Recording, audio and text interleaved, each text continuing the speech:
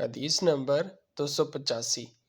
یحییٰ اور ابو بکر بن ابی شیبہ نے کہا، ہمیں ابو معاویہ اور واقعی نے حدیث بیان کی۔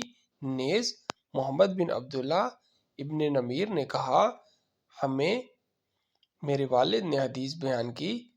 ان سب ابو معاویہ، واقعی اور ابن نمیر نے اعمش سے، انہوں نے عبداللہ بن مرہ سے، انہوں نے مشروق سے، اور انہوں نے حضرت عبداللہ بن مسعود رضی اللہ عنہ سے روایت کی۔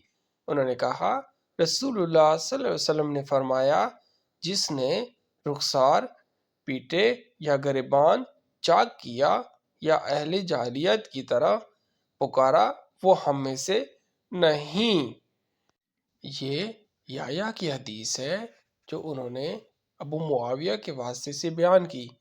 البتہ محمد ابن نمیر اور ابو بکر بن ابی شیبہ جنہوں نے ابو معاویہ اور واقعی دونوں سے روایت کی نے او کے بجائے الفاظ کے بغیر و یا کے بجائے اور کہا ہے۔